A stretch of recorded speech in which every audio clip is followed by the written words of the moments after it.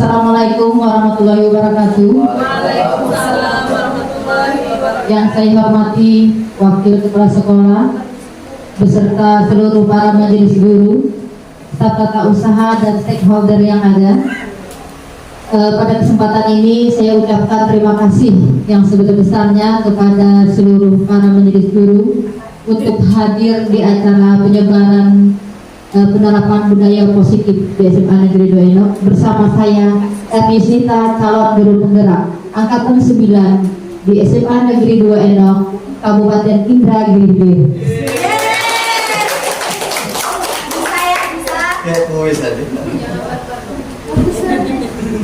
Oke Bapak Ibu, sebelum kita mulai acara kita ucapkan dulu Bismillahirrahmanirrahim. Pertama kita ucapkan syukur Alhamdulillah kehadirat Allah Subhanahu Wa Taala karena pada kesempatan ini kita semua diberikan kesehatan dan juga kebahagiaan, keselamatan dunia akhirat, dan tidak lupa juga salawat serta salam kita ucapkan kita kirimkan kepada junjungan kita Nabi besar Muhammad SAW dengan mengucapkan Allahumma shalli ala sayyidina Muhammad wa ala ali sayyidina Muhammad. Ibu-ibu, bapak yang berhebat, pada kesempatan ini sekali lagi saya ucapkan terima kasih atas kehadiran dan waktunya, di mana ini merupakan suatu kegiatan untuk penyelesaian modul 1.4 yaitu tugas TGP ya, yang akan saya laksanakan pada hari ini tentang mengenai diseminasi penerapan budaya positif di SMA Negeri 2 Enok. Terima kasih atas kerjasamanya.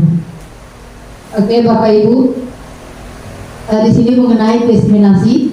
Nah pertama dulu, pernah Bapak Ibu mendengar cerita tentang gajah yang pernah dibelenggu dengan ataupun dirantai? Pernah Bapak Ibu mendengar ceritanya? Ya. Belum. Oke. Kira-kira apa yang terlintas dari Bapak Ibu mengenai gajah yang terrantai ini? Ada yang bisa memberikan pendapatnya yang setelah kita lihat di gambar tersebut, apa kira-kira makna yang tersimpan di dalam sana? Tidak bebas, tidak kebebasan atau tidak merdeka. Tidak merdeka. Oke, terima kasih jawabannya super. Ada lagi Bu Mira? Tapi menurut saya karena gajah dengan rantai, harusnya kalau gajah tahu pasti dia lebih kuat dibanding rantai. Oke, terima kasih. Ada lagi yang bapak-bapak? Pak Jul, gimana menurut Pak Jul? Dari kaki gajah yang terrantai? Dia namanya dirantai, artinya kan tidak bisa melakukan apapun, karena posisinya tidak dimanapun, tetap di situ. Oke, terima kasih. Sama halnya ya, waktu kecil ceritanya sedikit ya Bapak Ibu. Waktu dia kecil gajah tersebut dirantai kakinya. Nah, ketika dirantai dia ingin melihat temannya datang, dia ingin melihat bebas juga, ingin mencari makan. Ketika tuannya lambat memberi makan, dia ingin berlari ketika itu. Namun dia tidak bisa karena kakinya terantai. Setelah beberapa tahun sampai gajah ini dewasa, nah di situ setelah dewasa sampai dia, kemudian si tuannya ini melepaskanlah rantai tersebut. Nah apa yang dia rasakan di sana? Kira-kira dia tetap mau melepaskan diri atau dia hanya berdiam saja kira Bapak Ibu? Menurut Bapak Ibu gimana? Apakah dia berlari menuju habitatnya atau dia hanya berdiam diri saja? Iya, silakan Pak Andi. Kalau menurut saya dia tetap akan di lokasinya sendiri dan tidak akan bergabung dengan kelompoknya karena dia sudah terbiasa dengan kondisinya yang terrantai. Terima kasih. Oke, terima kasih. Tepuk tangan dulu untuk Pak Andi. Semuanya jawaban keren-keren ya Bapak Ibu.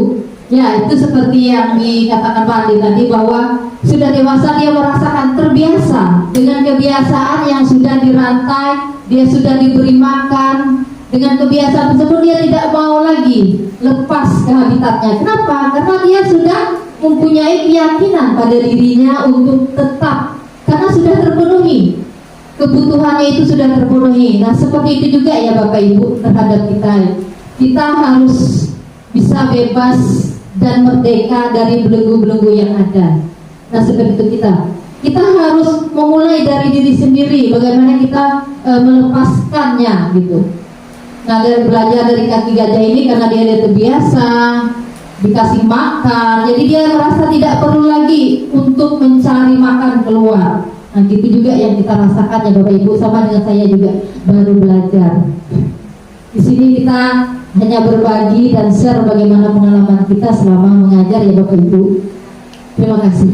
Kemudian di sini tujuan pembelajaran kita, bagaimana guru atau pendidik itu dapat menghayati pentingnya budaya positif dan penerapannya untuk mempertebal karakter murid dalam mewujudkan profil pelajar Pancasila. Nah di sini, kenapa budaya positif itu merupakan suatu penerapan yang penting di dunia pendidikan, apalagi di lingkungan sekolah kita. Bagaimana membentuk suatu karakteristik yang sesuai dengan profil pelajar Pancasila. Nah seperti ini ada perubahan paradigma baru, ada beriman dan bertakwa, kemudian berkebinekaan global, bergotong royong, mandiri, bernalar kritis, dan kreatif. Di mana perubahan paradigma baru ini perlu kita lakukan di sekolah juga ya Bapak Ibu.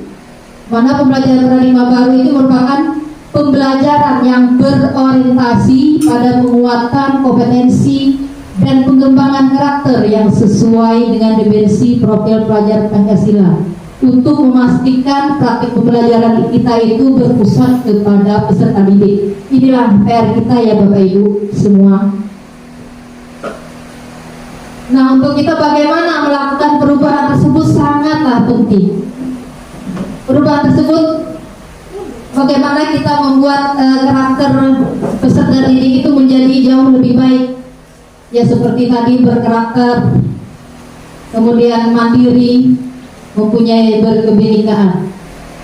Nah ini kreatif, bernalar, mandiri. Ini merupakan suatu rangkaian yang patut kita terapkan kepada peserta didik. Jadi kita sekarang bukan berpusat kepada pendidik, tapi kepada peserta didik. Itu yang lebih kita utamakan, karena tujuan kita adalah untuk bagaimana peserta didik tersebut merasa nyaman, aman, dan tentram di sekolah, membuat mereka betah. Next Ibu.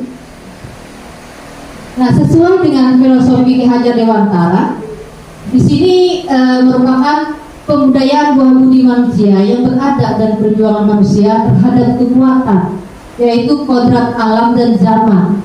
Nah jadi kita di sini harus sesuaikan.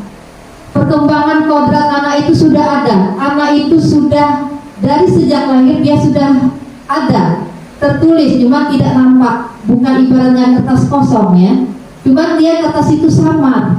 Nah disitulah kita untuk mempertebal bagaimana tulisan itu menjadi mempunyai karakter yang lebih baik. Karakter itu ada dua, ada karakter baik dan jeleknya. Nah tugas seorang guru itu adalah mempertebal karakteristik yang baiknya. Kita tidak bisa menghilangkan karakter jeleknya, karena itu merupakan suatu kodratnya. Nah disinilah tugas kita sebagai seorang pendidik, bagaimana membuat siswa tersebut lebih mempunyai karakter dan juga segi positifnya itu lebih ditingkatkan lagi. Nah sebagai pendidik juga kita menuntun. Nah menuntun inilah Bapak Ibu yang sangat sulit sekali ya. Kita memang harus belajar dan belajar bagaimana menuntun anak itu. Ibu bapak di sini yang punya anak tahu bagaimana menuntunnya. Bagaimana pada saat ibu dalam menuntun anak ketika dari kecil dia mau pandai belajar berjalan gitu. Gimana Bu Melda? Silakan menuntun anak. Apa perasaan ibu dalam menuntun anak? Senang, takut. Dalam menuntun anak itu memang sebetulnya kan memang tanggung jawab semua orang tua, apalagi dari kecil. Kita membiasakan yang baik itu dari kecil, supaya yang baik itu terbiasa sampai dia dewasa. Berat, memang berat. Mendidik ke yang arah baik itu memang lebih berat daripada yang buruk. Oke, terima kasih kepada Bu Melda, super sekali jawabannya. Ya memang Ibu Bapak ya, Gimana dengan Bu Delvi menuntun anak itu gimana perasaannya? Ada rasa takut atau gembira atau senang kalau menuntun anak sedang berjalan atau gimana? Kita kembali ke masa lalu ya. Kebetulan saya anak udah 2 ya. Kalau yang pertama kan udah besar, nah, itu memang rasanya campur aduk. Mungkin kalau masih kecil menuntunnya hanya mengajari yang motoriknya ya, bagaimana jalan, makan dan sebagainya. Tapi kalau sudah mulai besar, dia sudah bisa mengerti, apalagi sudah sekolah ya campur aduk lah. Ya ada kadang ya ibu normal ya, kadang bisa kita marah, bisa kita sedih, atau bahkan ada hal-hal yang tiba-tiba hal baru kita menjadi wow ternyata dia sudah bisa begini, bisa berpendapat, bisa begini, jadi campur aduk. Ada senang, ada sedih, kadang juga ya sama emaknya, kadang ada stresnya juga. Jadi semuanya. Tapi kalau ditanya dengan apa berat, memang berat ya. Oke, terima kasih. Tepuk tangan bagi jawabannya super. Nah, itulah dalam menuntun kita semua, dalam menuntun anak dan keluarga itu juga memang mempunyai tanggung jawab yang besar. Kita mempunyai perasaan senang ketika kita berhasil membuat anak itu. Dalam penuntunan kita tentu kita merasa senang dan bangga ya Bapak Ibu. Nah, begitu juga dalam pendidikan di sekolah. Kita bagaimana menuntun anak tersebut menjadi ke arah yang jauh lebih baik. Kita betapa senangnya ya dalam hal yang positif. Oke Bapak Ibu, sebelum kita masuk ke sini explaining dulu kita ya. Nampaknya agak-agak berat gitu.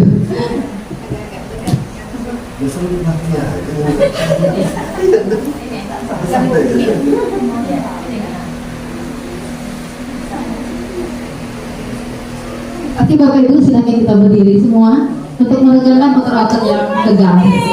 Kita refleksi dulu.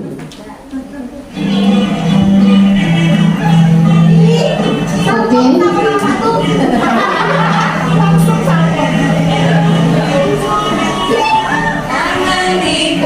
Pak Fadil, suaranya gimana tuh?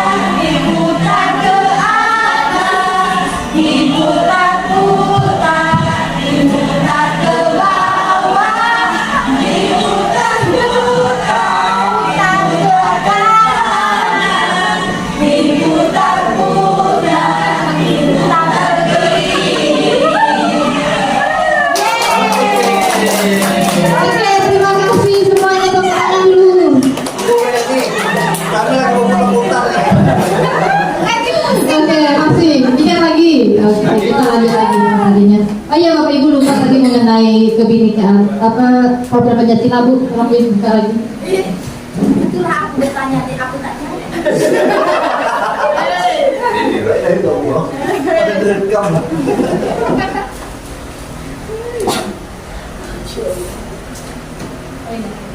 Ya. Oke, tentang profil pelajar Pancasila ya. Di sini ada beriman bertakwa kepada Tuhan Yang Maha Esa dan berakhlak mulia. Ini yang seperti apa Bapak Ibu? Ayo silakan pendapatnya gimana? Silakan Bu Raja. Terima kasih kepada Ibu Erni Yusmita. Menurut saya, pelajar yang beriman bertakwa kepada Tuhan Yang Maha Esa dan berakhlak mulia itu dia bisa mengamalkan agama, ajaran agama dalam kehidupannya sehari-hari, mengamalkan dan menerapkan dalam kehidupannya sehari-hari. Apa itu akhlak mulia itu? Akhlak mulia itu kuncinya ada 5, yaitu akhlak yang beragama, akhlak pribadi, akhlak bernegara, akhlak kepada sesama manusia, dan juga berakhlak kepada diri sendiri itu disebut dengan berakhlak mulia. Oke, itu menurut saya Ibu Eni. Oke, terima kasih jawaban yang super sekali ya Bu Raja. Ya seperti kita lihat bahwa beriman dan bertakwa kepada Tuhan Yang Maha Esa dan berakhlak mulia itu merupakan suatu akhlak kepada Tuhan, bagaimana kita menjalankan tugas kita sebagai umat manusia kepada Tuhannya, kemudian berakhlak kepada diri sendiri. Itu perlu ya Bapak Ibu. Berakhlak kepada diri sendiri itu berarti menghargai diri kita sendiri. Kemudian berakhlak kepada sesama, bagaimana kita saling berinteraksi dengan sesama, menghargai. Kemudian juga berakhlak kepada negara, itu sangat penting. Nah kemudian ada juga program Pancasila itu elemennya berkebinekaan global. Ayo Bapak Ibu, siapa yang bisa memberikan pendapatnya? Silakan Pak Andi.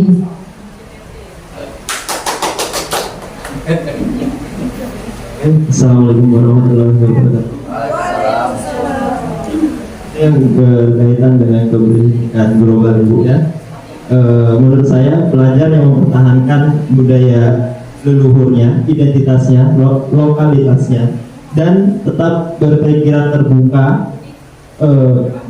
terbuka dalam berinteraksi dengan budaya lain, sehingga menumbuhkan rasa saling menghargai dan menghormati sesama manusia. Terima kasih.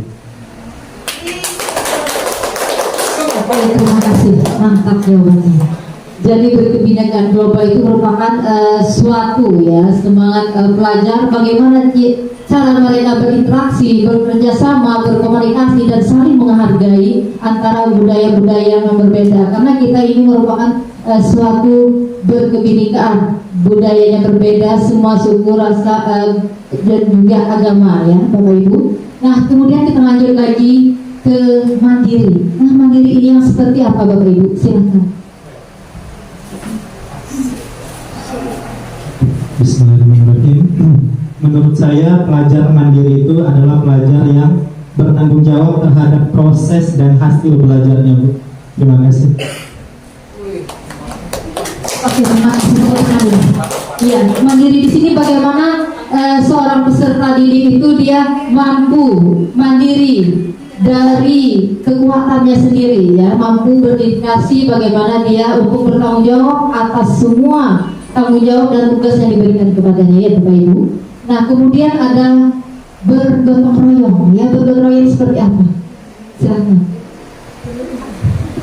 Di sini bergotong royong ya. Bergotong royong di sini maksudnya adalah bagaimana supaya pelajar itu bisa melakukan kegiatan secara bersama-sama, secara sukarela agar kegiatan tersebut bisa lebih ringan ya, dia dapat diselesaikan dengan mudah. Elemen-elemennya ada 3, yaitu berkolaborasi, kepedulian, dan berbagi. Oke, terima kasih. Ada lagi yang ingin menambahkan Bapak Ibu? Pak Gid?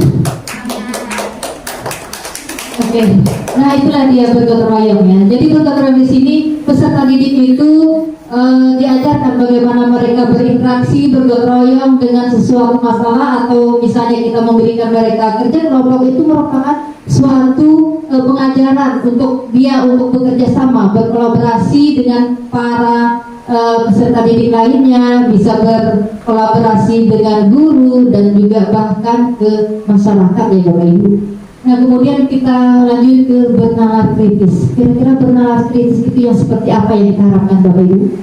Silakan, ada yang ingin menjawab? Tidak ada, oh iya. Silakan Pak Munir. Terima kasih Bu Erni. Bernalar kritis, setiap orang pasti punya cara bagaimana dia mempertahankan dirinya. Salah satunya adalah kritis terhadap lingkungannya, baik itu kawan, kemudian di sekolah dari guru dan juga adik-adik kelasnya. Terima kasih.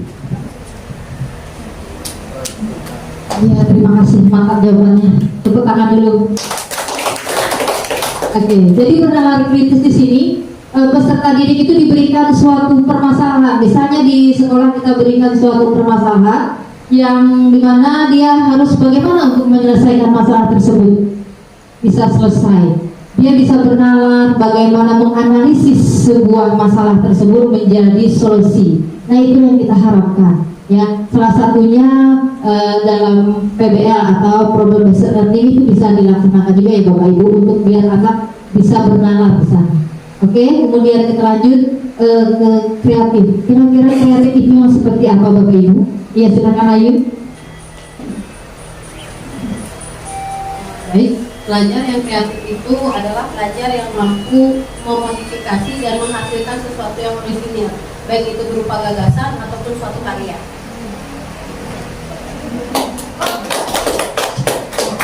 Oke, terima kasih. Jawaban mantap. Tepuk tangan lagi ya Bu Ayu. Ya, jadi kreatif di sini bagaimana seseorang itu dari hasil pembelajarannya dia bisa mampu menciptakan suatu karya atau apapun dari bentuk bernalar kritis tadi, sehingga menciptakan sesuatu hal yang berkarya, bermanfaat untuk dirinya dan juga orang lain ya Bapak Ibu. Oke, next Bu.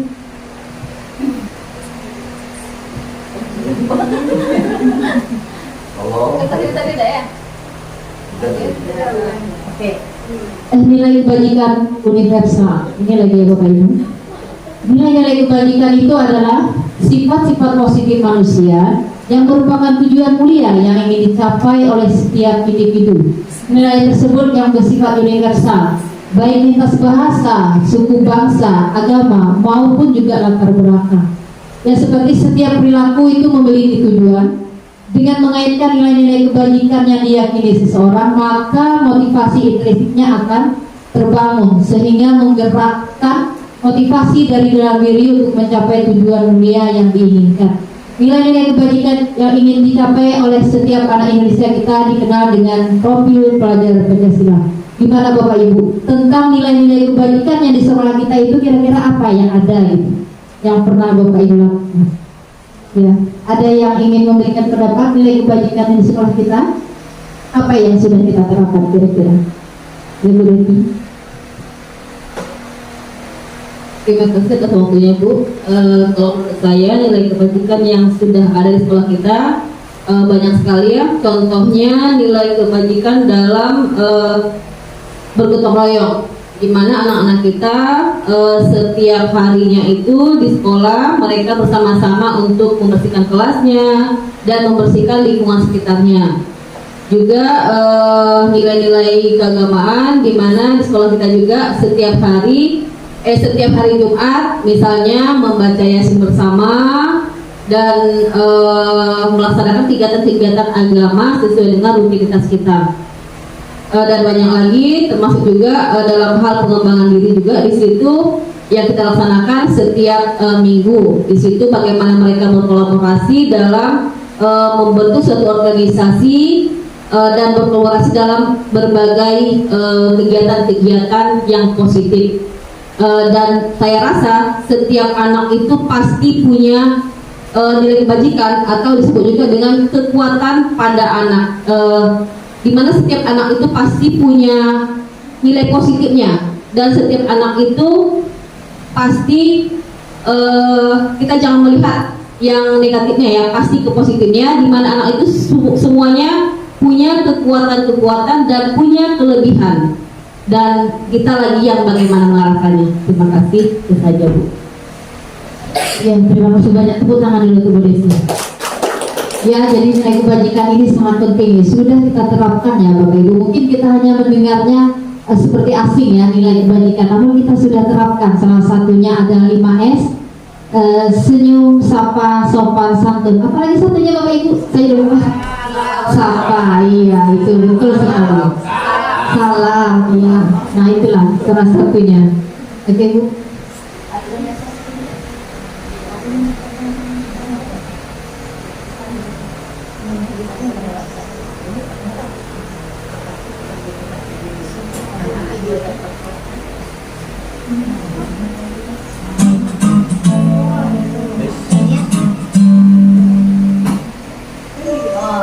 Nyanyi dulu ya. Nyanyi dulu ya. Lagi. Duduk tak apa-apa juga. Oke, kita nyanyi dulu tentang lagu Problem Pancasila ya Bapak Ibu. Kita sama-sama nyanyi, Bapak Ibu ada bassnya kok.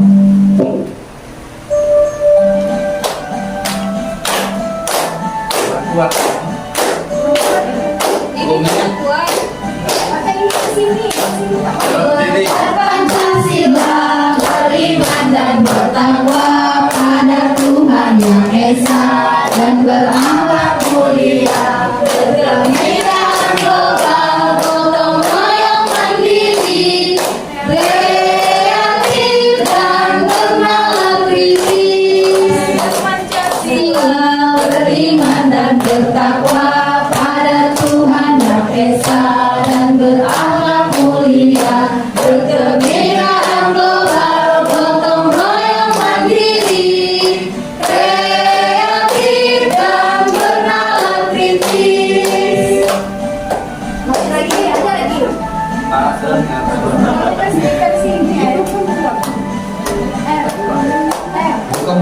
Warga Pancasila beriman dan bertakwa pada Tuhan Yang Esa dan berakhlak mulia, berkenegaraan global, gotong royong mandiri, kreatif dan bernalar kritis. Lagi kita nih. Beriman dan bertakwa pada Tuhan Yang Esa dan berakhlak mulia, berkenegaraan global, gotong royong mandiri, kreatif dan bernalar kritis. Terima kasih banyak.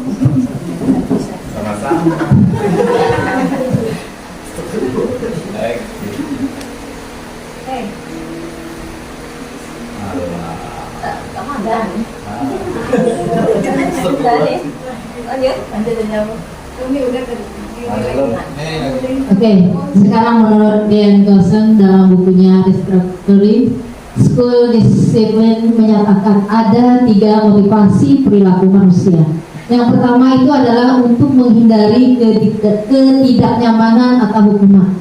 Nah di sini biasanya orang memotivasi perilakunya itu menghindari hukuman atau ketidaknyamanan akan bertanya, apa yang akan terjadi apabila saya tidak melakukannya? Nah kira-kira Bapak Ibu pernah ada mendapatkan hal tersebut? Bagaimana untuk menghindari ketidaknyamanan atau hukuman dari segi peserta didik? Pernah Bapak Ibu anak-anak tersebut menghindari hukuman karena hanya untuk menghindari hukuman? Pernah? Pernah. Dalam hal seperti apa? Ayo silakan Bapak Ibu, hukumannya seperti apa gitu? Ada yang ingin memberikan pendapatnya? Anak melakukan itu hanya karena menghindari hukuman, maka dia mau melakukan pekerjaan tersebut. Pernah dijumpai Bapak Ibu? Nah itulah, misalnya dia tidak mengerjakan tugas, harus dia kerjakan karena dia takut hukuman tadi. Tapi apakah dengan hukuman tersebut akan mengembalikan anak kepada motivasi intrinsiknya. Nah, itulah nanti kita akan bahas. Oke, yang kedua adalah untuk mendapatkan imbalan atau penghargaan dari orang lain. Nah, di sini orang dengan motivasi ini akan bertanya, apa yang akan saya dapatkan apabila saya melakukannya? Nah, mereka melakukan sebuah tindakan untuk hanya mendapatkan pujian dari orang lain dan yang menurut mereka itu penting, sehingga itu merupakan suatu hal yang penting dan berkualitas bagi mereka. Pernah kita menemukan seperti ini Bapak Ibu? Iya. Seseorang itu melakukan hanya karena imbalan, hanya karena imbalan, penghargaan. Mungkin kita punya anak ya Bapak Ibu. Kalau kamu rajin belajar, kita akan mendapatkan apa gitu. Pernah Ibu? Ya, silakan. Siapa yang mau memberikan pendapatnya? Ada? Menit?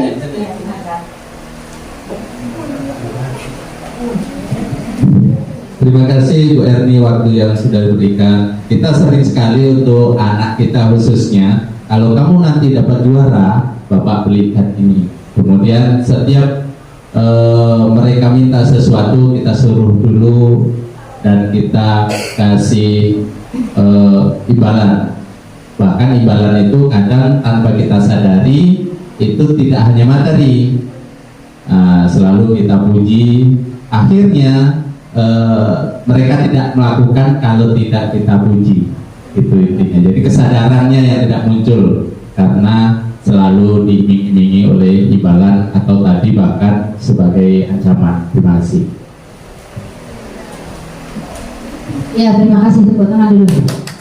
Benar ya, kita secara tidak langsung dan sengaja itu biasanya kepada anak kita lah dulu untuk memberikan sesuatu itu dengan imbalan. Nah, kalau kamu dapat ranking 1, saya berikan HP.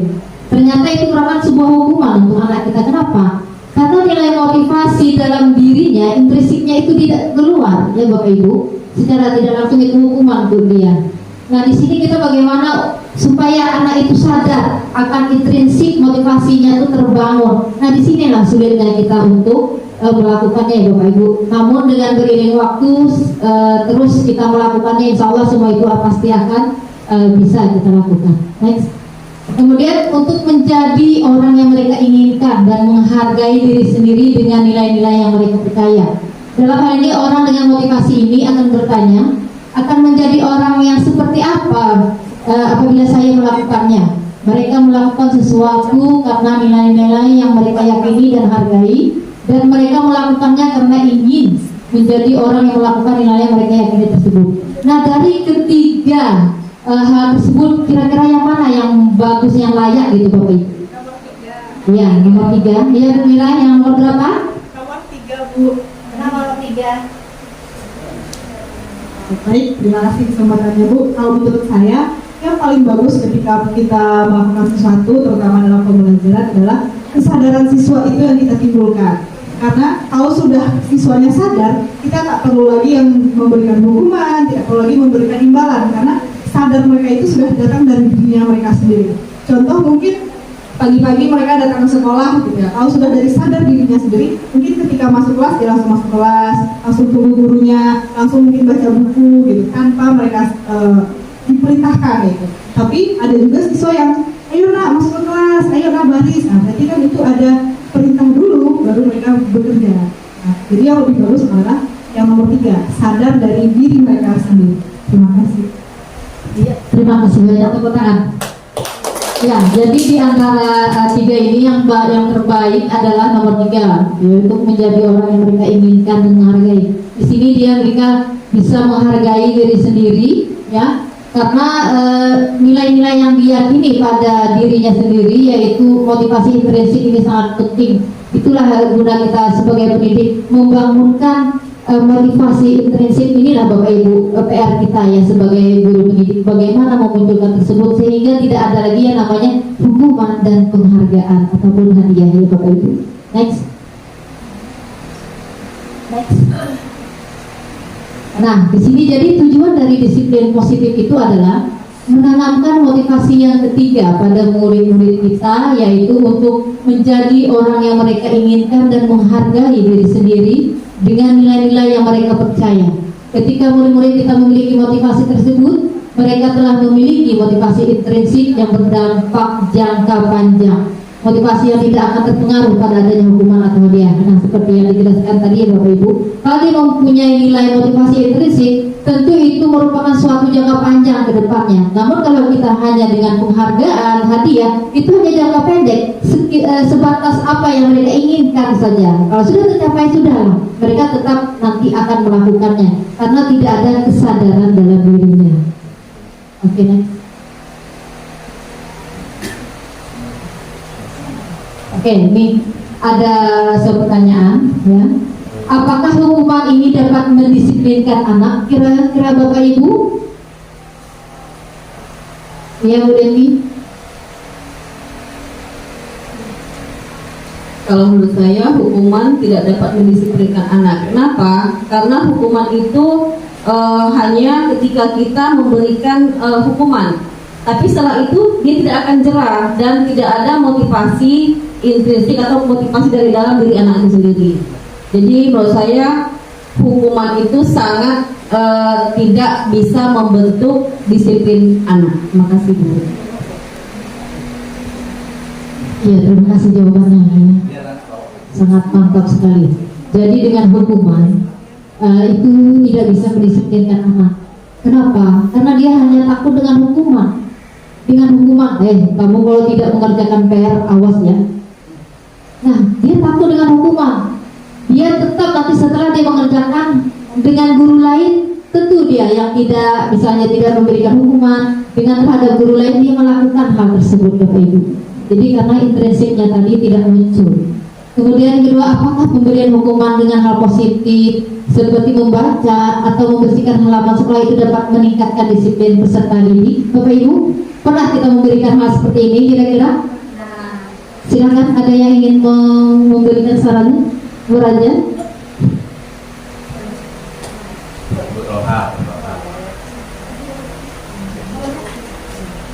Terima kasih Bu. Apakah pernah memberikan hukuman? Pernah ya memberikan hukuman. Tapi setelah diberi hukuman, nanti anaknya itu masih berulang lagi. Nah, kalau dengan orang lain yang tidak memberi hukuman, dia menganggap remeh, ya, karena tidak ada hukuman. Karena pemikiran anak itu mindsetnya ada hukuman. Kalau tidak ada hukuman, dia enak gitu, menganggap remeh. Nah, itu yang pemikiran anak-anak sekarang seperti itu. Yang itu yang ingin dirubah dengan memberikan kedisiplinan tadi dengan tidak memberikan hukuman, tetapi dengan membangun kesadaran kepada anak itu bahwa itu kedisiplinan itu memang diperlukan di dalam dirinya sendiri. Begitu menurut saya itu. Banyak belajar. Ya. Nah, jadi sama halnya juga seperti itu ya. Kemudian ada lagi, apakah memberi penghargaan dapat meningkatkan motivasi belajar anak? Bapak Ibu, kira-kira menurutnya ada yang ingin memberikan pendapat? Apakah memberi penghargaan dapat meningkatkan motivasinya? Dan silakan. Ada yang mau memberikan sarannya? Amin. Buruhan? Ayo silakan. Mantap. Terima kasih. Di satu sisi mungkin ada motivasi yang timbul ketika kita memberikan penghargaan terhadap siswa. Tapi yang lebih penting menurut saya pribadi, dan ini saya rasa semua juga setuju, lebih baik kita menimbulkan kesadaran dulu ya, agar motivasi itu timbul. Jika tanpa ada penghargaan pun dia sudah termotivasi. Terima kasih. Mantap sekali ya, ya. Dari ketiga hal ini yang sudah dijelaskan tadi, bahwa dalam hal mendisiplinkan anak itu kita tidak perlu mesti memberikan hukuman ataupun penghargaan, karena itu merupakan suatu hukuman untuk mereka ya. Mendidik mereka selalu terbiasa dengan hal itu. Nah, itulah yang harus kita rubah, kita mindset kita merubah dari bentuk penghargaan dan hukuman itu menjadi suatu intrinsik motivasi yang biar kesadaran dirinya itu muncul. Bapak Ibu, next. Nah, di sini ada perbedaan hukuman dan konsekuensinya. Di mana hukuman itu adalah bersifat terencana, bersifat satu arah dari berpihak guru memberikan dan murid menerima suatu hukuman. Nah, di sini kita lihat bahwa hukuman itu sebenarnya adalah guru atau sekolah yang menentukannya. Kita tidak melibatkan siswa dalam hal tersebut, ya Bapak Ibu. Jadi ini hanya berpihak hanya satu arah saja. Namun kalau konsekuensi di sini dia merupakan sudah terencana, sudah disepakati. Jadi ada kesepakatan. Nah, di konsekuensi ini ada kesepakatan antara guru dan murid. Nah, di sini kita harus melibatkan siswa tersebut. Jadi tujuan inti kita adalah bagaimana siswa tersebut merasa aman, nyaman, bahagia dan tentram di sekolah biar betah. Dan sehingga kalau mereka nyaman, tentu dia akan menerima segala materi yang kita berikan, ya Bapak Ibu. Nah, inilah perbedaan antara hukuman dan konsekuensi. Di mana konsekuensi ini adalah dibuat antara guru dan peserta didik. Seperti di kelas, ya Bapak Ibu, sebelum kita memulai pembelajaran di awal, kita buat dulu kesepakatan bersama antara guru dan siswa biar tidak ada pemberontakan di sana. Kalau mereka tahu kesepakatan yang kita buat, mereka tahu konsekuensinya seperti apa. Karena itu merupakan kesepakatan bersama. Oke, next. Penghargaan. Penghargaan. Nah, saat ini kita sering menjanjikan seperti tadi hadiah kepada anak. Nah, di sini benar-benar menjawab atau kepada seorang murid agar mempelajari sesuatu hal yang baru. Karena di sini mereka berasumsi bahwa penghargaan itu merupakan suatu hal yang penting. Mindsetnya di dalam pikiran mereka penghargaan itu adalah hal yang penting, ya, mempunyai suatu kekuatan yang harus dia miliki. Nah, di sini penghargaan, ternyata penghargaan itu tidak layak untuk kita terapkan, Bapak Ibu. Next. Kemudian dihukum oleh penghargaan. Menurut Al-Fikon mengungkapkan baik penghargaan maupun hukuman itu adalah cara mengontrol perilaku seseorang. Jadi jangan kita mindsetkan bahwa hukuman dan penghargaan itu kita bisa mengontrol seseorang, Bapak Ibu. Jangan hal ini yang kita terapkan, ya. Karena dengan mindset kita dengan hukum dan penghargaan, nah di sini kita bisa mengontrol seseorang, tidak bisa, ya Bapak Ibu, dengan cara mengontrol itu dengan hukuman dan penghargaan, karena ada suatu perkembangan yang harus anak tersebut lewati. Oke, next. Kemudian memberikan penghargaan itu sama dengan menghukum seseorang. Yang pertama pengaruh jangka pendek dan jangka panjang, seperti yang sudah tadi, bahwa pemberian penghargaan lagi dan lagi itu maka orang tersebut akan bergantung terhadap penghargaan yang diberikan, sehingga menjadi kehilanganlah motivasi intrinsik dari dalam dirinya. Kemudian yang kedua, penghargaan itu tidak efektif. Kenapa dikatakan tidak efektif? Karena dalam penghargaan tersebut merupakan sesuatu hal yang diinginkan, ya, yang dibuat dengan adanya syarat tadi, Bapak Ibu. Kamu kalau naik kelas saya bagi apel. Itu salah satu merupakan syarat. Dengan syarat tersebut anak baru melakukannya. Nah, ini juga merupakan tidak efektif, ya Bapak Ibu, kita terapkan. Oke, next. Kemudian memberikan penghargaan itu sama juga dengan menghukum seseorang. Yang pertama itu bisa merusak hubungan, ya Bapak Ibu. Gimana? Kita pernah, ya, dengan anak yang misalnya di sini kita memberikan penghargaan si A karena dia mempunyai ranking 1, kita kasih dia penghargaan. Namun yang ranking 2 itu terasa terzalimi, dia iri, dia kan, Bapak Ibu. Kenapa saya tidak seperti itu? Nah, di situ. Jadi dia merasa menimbulkan rasa iri, bahkan dengki kepada anak tersebut. Secara tidak langsung itu, maka dia menjadi benci sama temannya, tidak suka dengan temannya, sensi. Kenapa dia juara 1, ya? Nah, di situ. Kemudian yang keempat, penghargaan itu bisa mengurangi ketepatan. Ketepatan dalam apa? Anak-anak yang mendapatkan hadiah jawabannya banyak yang tidak tepat itu dibandingkan anak-anak yang hanya diberitahu jawabannya benar. Nah, itu salah satunya, Bapak Ibu. Next. Kemudian memberikan penghargaan itu sama dengan menghukum seseorang. Penghargaan itu dapat mengurangi kualitas. Ya, seperti kita lihat bahwa seorang mampu menghasilkan karya, dapat mendapatkan penghargaan, di mana kinerjanya itu berhenti berkembang. Kenapa? Karena dia dengan iming-iming penghargaan tadi ingin mendapatkan kinerja dia itu bagus, hasil karya, namun tanpa ada penghargaan dia sewaktu tidak mau menghasilkan karya lagi. Nah, itu salah satunya Bapak Ibu. Kemudian penghargaan itu dapat mematikan kreativitas, ya. Nah, di sini pekerjaan misalnya seni, penulisan cerita menjadi kurang kreatif bila dijadikan sebuah hadiah atau penghargaan. Next. Kemudian penghargaan itu menghukum. Arti menghukum di sini bagaimana? Penghargaan menghukum mereka yang tidak mendapatkan penghargaannya, seperti tadi ya, yang mendapatkan ranking, yang mendapatkan yang kedua itu merasa paling dihukum. Ya, sudah kita jelaskan juga.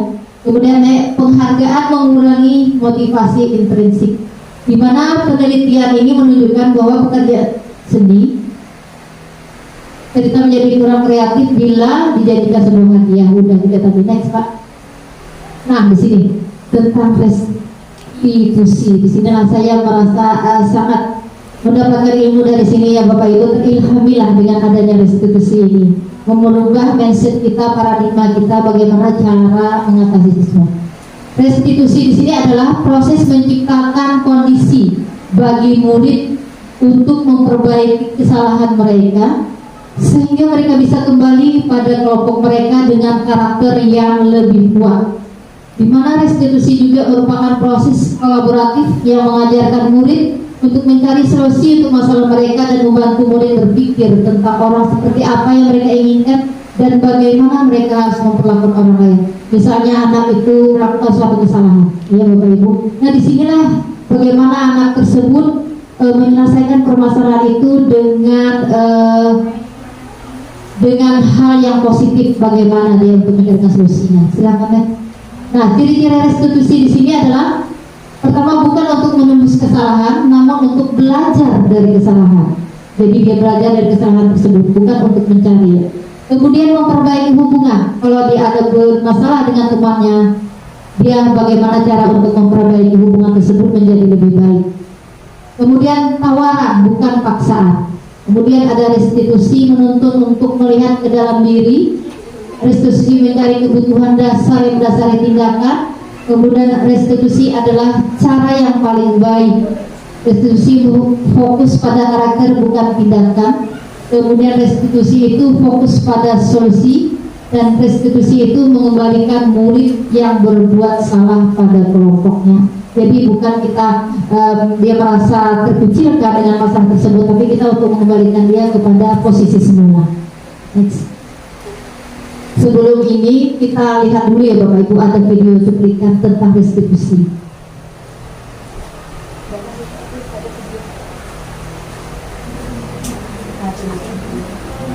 Ini ada video tentang bagaimana hukuman terhadap, kita sering melakukan hal tersebut ini ya Bapak Ibu, secara tidak langsung. Ya, kita silakan simak bersama-sama.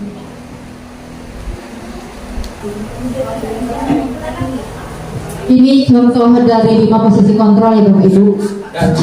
Jenis hukuman, perasaan bersalah. Salam bahagia Ibu dan Bapak guru hebat. Dalam penerapan disiplin positif restitusi, salah satu program yang dikembangkan adalah 5 posisi kontrol. 5 posisi kontrol dalam restitusi adalah proses perjalanan seorang pendidik agar dapat mengenali dirinya. Pada video kali ini, kita akan membahas tentang 5 posisi kontrol yang dikembangkan oleh Diane Goshen dan contoh penerapannya.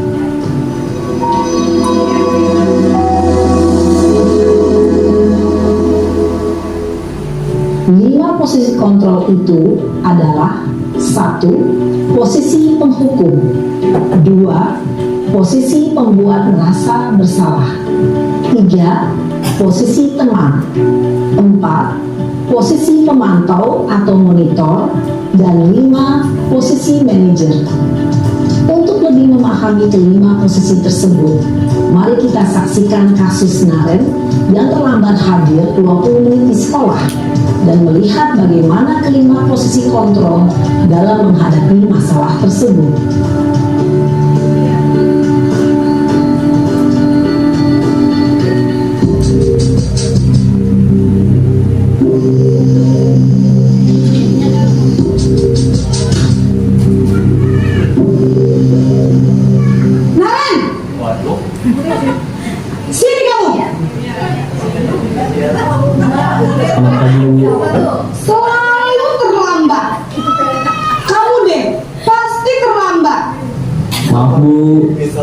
Saya Apa coba? Alasan kamu apa lagi? Kapan sih kamu tidak terlambat? Malas sekali ya kamu jadi anak. saya Dasar pemalas. Gak kapok-kapok sih kamu. Sudah berapa kali terlambat? Sana, kamu keliling lapangan basket 2 kali. kenapa saya harus keliling lapangan basket, Bu? Kenapa? Kamu melawan ibu.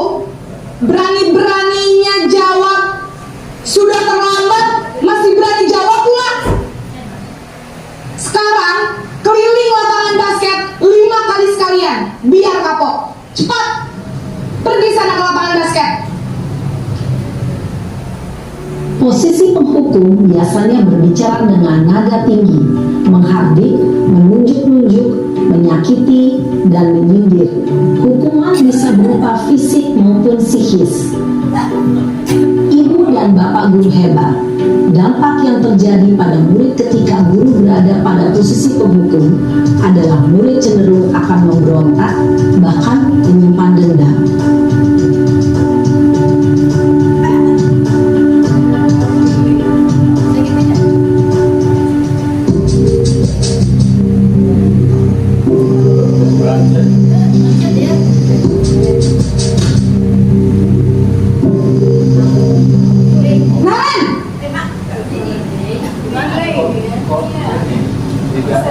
Selamat pagi, Bu.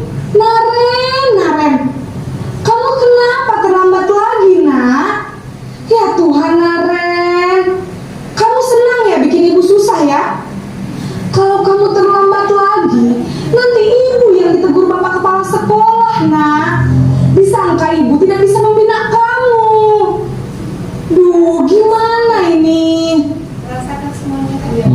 Maaf, Bu. Duh, Gusti Naren, kamu suka ya kalau ibu ditegur bapak kepala sekolah? Terus, sekarang ibu harus tulis apa ini di buku absen? Ini kamu sudah sering terlambat loh. Ibu harus apa coba? Maaf, Bu. Maaf sekali. Ya sudah, lain kali jangan bikin ibu susah lagi ya, nak ya. Ibu tidak akan kuat lagi kalau kamu begini terus. Bisa jantungan kalau ibu ditegur bapak kepala sekolah. Sana cepat kelas. Maaf ya, Bu. Maaf sekali. Delay suaranya. Posisi pembuat rasa bersalah berbicara dengan nada tenang, cenderung lembut. Namun kata-kata yang diutarakan membuat murid merasa menjadi orang yang gagal, memandang buruk dirinya sendiri, merasa tidak berharga, dan tidak sanggup membahagiakan orang lain. Ketika guru mengambil posisi pembuat rasa bersalah, murid akan menganggap dirinya yang bersalah dan ia akan menyimpan emosi negatif tersebut di dalam dirinya.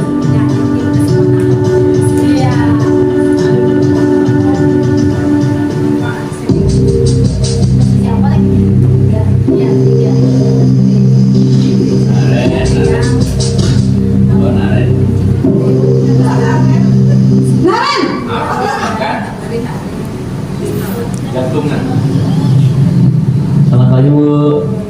Wah, sudah jam berapa ini, nak? Terlambat lagi Ini ya, saya butuh teman ya. Iya, Bu. Habis ibu saya lupa bangunkan saya, Bu. Kamu malah menyalahkan ibu kamu. Kamu bukannya anak yang larinya paling kencang. Kok terlambat sih? Iya, Bu. Saya memang terlambat bangun tadi. Jadi biarpun saya lari kencang, tetap nggak kekejar, Bu. Ya sudah sana. Nanti lain kali larinya lebih kencang lagi ya. Biar gak terlambat lagi. Bikin senang ibu. Demi ibu. Bisa kan? Bisa lah, Bu. Ya sudah sana masuk kelas. Ibu beresin urusan absen kamu. Kamu ini ada-ada saja. Dalam posisi teman, guru berbicara dengan nada suara ramah, akrab, cenderung bersenda gurau untuk menjaga suasana tetap santai. Murid akan merasa senang, aman, dan akrab dengan guru. Identitas yang tercipta adalah identitas sukses atau berhasil. Namun, perlu diingat, karena saat ini masih dorongan eksternal, maka ada faktor ketergantungan dari murid kepada orang tertentu. Di sini guru absennya, sehingga di lain waktu murid bisa berperilaku baik, namun hanya kepada orang-orang tertentu saja. Ya tuh. Itu dia. Raja nih, raja. Ini baru manajer. Pemantau.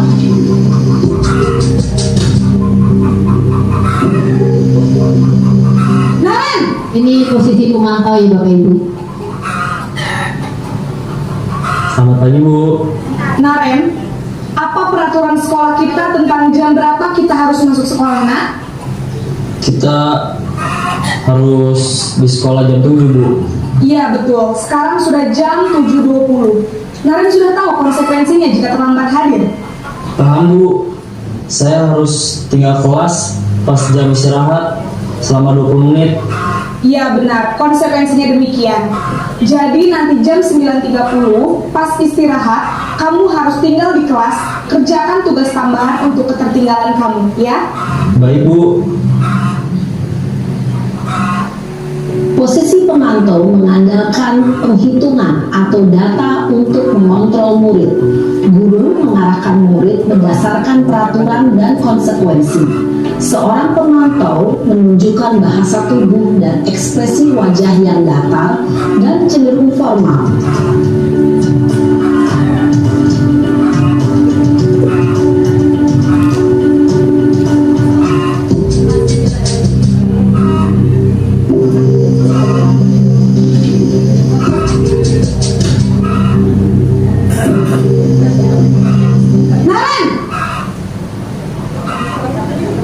Ini posisi kontrol yang manajer ya, Bu. manajer. Selamat pagi Naren.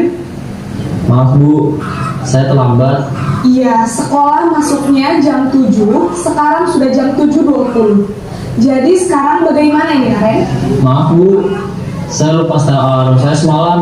Baiklah, menurut kamu, keyakinan sekolah yang mana yang perlu kamu tingkatkan? Menghargai diri sendiri dan orang lain mungkin ya Bu. Setuju. Jadi, apakah Naren meyakini prinsip saling menghormati tersebut? Iya Bu, saya meyakininya. Apakah Naren bersedia memperbaiki masalah keterlambatan ini? Bersedia Bu. Bagaimana kamu akan perbaiki masalah keterlambatan ini? Saya akan coba untuk tidak lupa menyetel alarm saya Bu. Baik, kalau Naren lupa menyetel alarm di rumah, ada orang yang kira-kira bisa bantu mengingatkan tidak? Ada Bu, kakak saya, Kak Emma. Ada lagi selain Kak Emma? Selain Kak Emma, ada ibu saya. Baik, jadi yang mengingatkan Naren adalah Kak Emma dan ibu kamu ya? Kira-kira akan mulai setel alarm kapan nih Naren? Setelah pulang sekolah, akan segera saya lakukan. Baik, jadi Naren akan setel alarm untuk bangun besok pagi dan akan diingatkan oleh kakak dan ibunda Naren ya. Ada lagi yang mungkin perlu dilakukan Naren agar tidak terlambat bangun lagi? Tidak ada Bu. Baik Naren, terima kasih untuk kerjasama kamu. Sekarang kamu perlu kembali ke kelas untuk belajar. Baik Bu, terima kasih. Posisi manajer adalah posisi kontrol yang disarankan untuk membimbing murid memiliki sikap disiplin yang positif, yaitu murid yang mandiri, bertanggung jawab, dan dapat memecahkan masalah. Tujuan dari posisi ini adalah agar murid dapat berefleksi atas tindakannya. Guru akan dengan tulus memberikan pertanyaan-pertanyaan bermakna, sehingga membuat murid dapat belajar dari kesalahannya dan mencari sebuah solusi untuk menyelesaikannya. Ibu dan Bapak guru hebat, setelah mengamati adegan kelima posisi kontrol tadi, kira-kira posisi mana yang paling ideal? Posisi mana yang dapat menunjang motivasi intrinsik murid? Ya, tentu posisi manajer. Posisi ini memang posisi ideal yang ingin dituju setiap pendidik. Pada posisi inilah, guru dapat menerapkan disiplin positif yang berpihak pada murid, yang memerdekakan murid. Perjalanan seorang pendidik tentunya tidak mudah untuk sampai pada posisi seorang manajer. Namun, tujuan kita pasti, yaitu menciptakan murid-murid yang mandiri, merdeka, dan bertanggung jawab. Semoga penggambaran 5 posisi kontrol yang telah diperlihatkan ini dapat menjadi ajar refleksi bagi kita semua, agar dapat terus mengasah dan menerapkan disiplin positif yang memerdekakan murid. Mari terus berlatih dan bersemangat. Selamat menerapkan. Salam dan bahagia Ibu dan Bapak Guru hebat.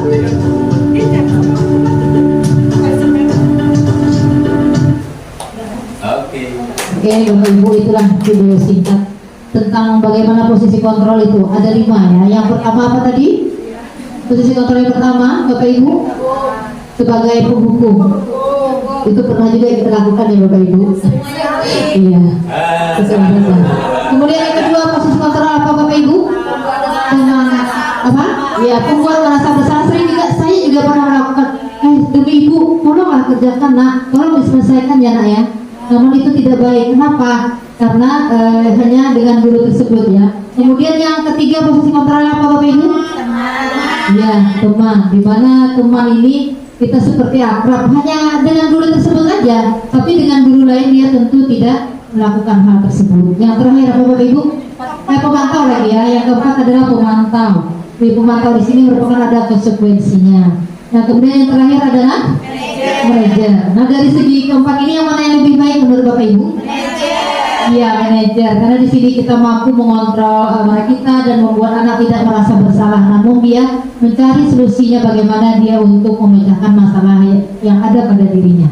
Sebelum itu Bapak Ibu kita ada quiz sebentar ya. Nah, kira-kira silakan siapa yang mau bacakan? Iya, silakan belajar. Bertanya. Ibu bertanya Bu ya, sorry. Silakan belajar. Berdiri dengan 4 kamera. Sebagai manajer yang paling bagus ya, paling bagus ya Bu. Di sini saya mau bertanya kenapa menjadi kontrol yang menjadi apa tuh teman gitu Bu, tidak dibolehkan. Apa bukankah kita kalau kita menjadi teman dengan murid itu kan kita lebih memahami masalahnya, masalah kita, masalah dia, dan kita mengerti jadi akrab gitu. Jadi kan bisa pemecahan masalah di kelas atau pemecahan masalah kita yang di rumah dia bisa terkontrol dengan baik. Bukankah begitu Ibu? Ya, tolong penjelasannya. Iya. Oke, terima kasih. Dalam hal ini mungkin ada yang ingin membantu ya Bapak Ibu. Silakan Bu Devi.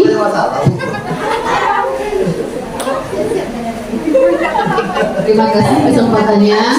Kalau menurut saya dari 5 posisi kontrol tadi kan ada posisi sebagai penghukum, pemantau, manajer, teman, dan pembuat rasa bersalah. Kenapa posisi teman tadi Bu Rajaya dianggap tidak efektif? Karena bagaimanapun antara kita dengan guru dengan siswa tetap ada namanya norma-norma dan etika. Dan ketika kita menjadikannya teman, cenderung anak itu menyalahgunakan. Jadi dia merasa kita teman.